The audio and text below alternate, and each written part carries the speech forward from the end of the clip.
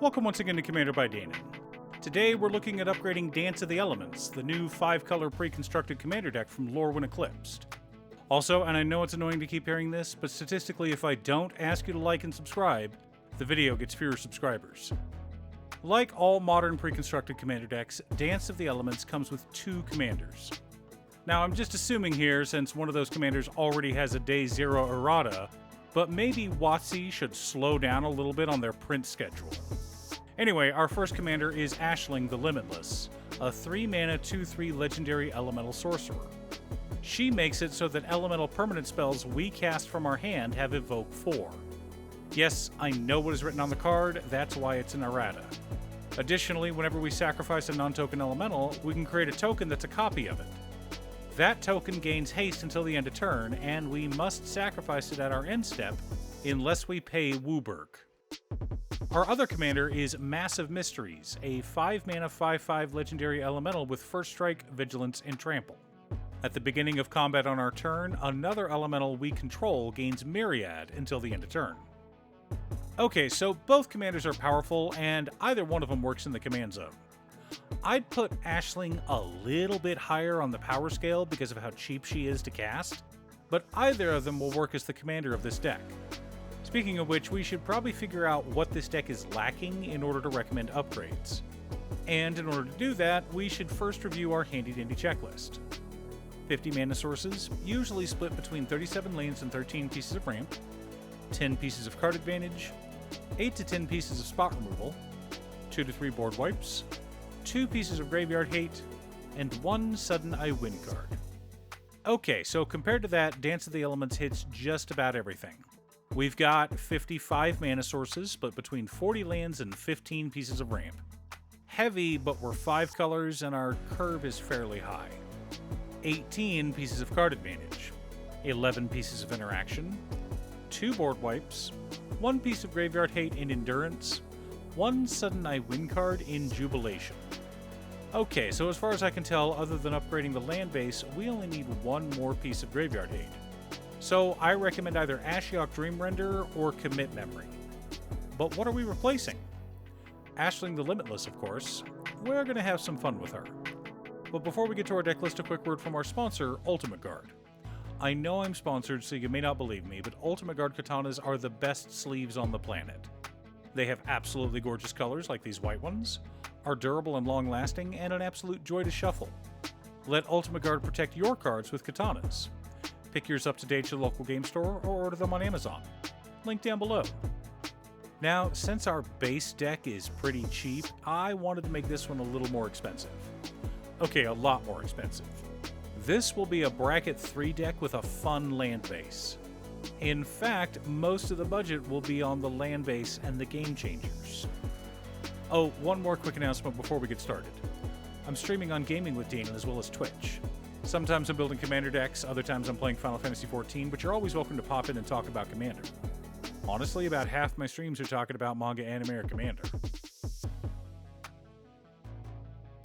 Our land base consists of Command Tower, Exotic Orchard, Flooded Strand, Cascading Cataracts, Arid Mesa, Polluted Delta, Verdant Catacombs, Wooded Foothills, Scalding Tarn, Marsh Flats, Bloodstained Mire, Windswept Heath, Misty Rainforest, Hallowed Fountain, Sacred Foundry, Watery Grave, Overgrown Tomb, Stomping Ground, Steam Vents, Godless Shrine, Blood Crypt, Temple Garden, Breeding Pool, Bajuka Bog, 2 plains, 2 islands, 2 swamps, 2 mountains, and 6 forests. I always try to run a few extra forests when most of my ramp is green. Speaking of which, for mana ramp, we've got Soul Ring, Arcane Signet, Dryad of the Elysian Grove, Chromatic Lantern, 3 visits, Rampant Growth, Farseek, Nature's Lore, Cultivate, Kodama's Reach, Skyshroud Claim, and Smothering Tithe. Lots of ways to stay ahead of the curve. Our card advantage package consists of Muldrifter, Slithermuse, Null Drifter, Revelark, Wave Sifter, Vibrance, Risen Reef, Muldrotha the Gravetide, Kindred Discovery, Eureka Moment, Yasharn Implacable Earth, and Green Warden of Marasa. Lots of ways to dig through our deck and keep our hands full.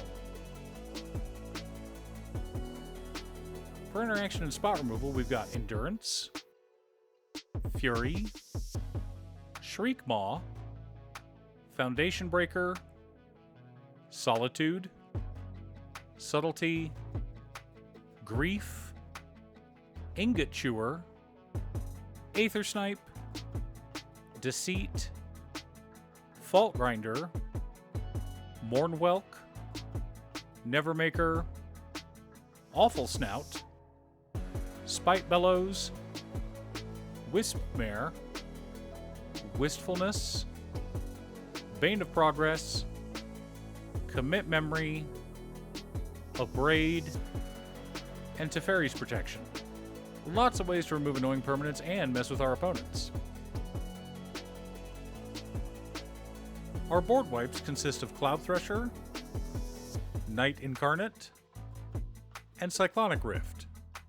Gotta clear a path to smash our opponents in the face after all. The core of our deck consists of Catharsis, Meadowboon, Walker of the Grove, Avenger of Zendikar, Titan of Industry, Biza the Bounding Spring, and Rumbleweed. Supporting our plan, we've also got Emptiness, Yarok the Desecrated, Twin Flame Travelers, Panharmonicon, Swiftfoot Boots, and Lightning Greaves. Lots of ways to increase our triggers and some ways to protect our commander. Now that we have our deck list, let's compare it to our checklist. 50 mana sources split between 38 lands and 12 pieces of ramp. Right on target. 12 pieces of card advantage, most of which can draw us double the normal amount. 21 pieces of interaction, 3 board wipes, 2 pieces of graveyard hate in Bojuka Bog and Commit Memory, 1 Sudden I Win card in Cyclonic Rift. The goal of our deck is to put as many creatures on the battlefield as possible. We blow up our opponent's stuff, and thanks to Panharmonicon effects, we get more and more creatures coming down. Do we keep them? Do we let them die? Does it matter? So long as we can smash face, we're happy. But Danon, that mana base is way too expensive. If that's the case, just use the one from the Precon. Also, I deliberately left out the Triomes, I didn't forget about them. We've got a 5-color deck that is trying to play at a bracket 3 table. I didn't want any lands that came into play tapped, regardless of how good they are. Are you picking up Dance of the Elements? What are your plans for the deck? Leave a comment below. Thanks for tuning in. Once again, a huge shout out to my editor cutestuff. I couldn't make these videos without her. If you'd like to hire her to edit your own videos, she can be reached at cutestuff.edits@gmail.com. Link is down below. If you're looking for ways to support the channel directly, you can head on over to patreon.com/Danon. You can have a video made or just ask for help building or tuning a deck list. I also wanted to give a quick shout out to all of my patrons: Waffles, Jiraiya, Muffins, Marcus, Brett, Roxy, Alex, Congo, Robert, Pye, Kazaris, Patrick, Tiz, Art, Richard, Boomy, Oscar, Justin, Golden Walker, Captain Hammer, Sleech, Mr. Salty, Daniel, and Zombie. You guys are awesome. I post new Commander Deck videos every weekday, so be sure to subscribe and ring the bell to be notified of new videos. Again, thanks for watching, and I'll see you all again next time on Commander by Danon.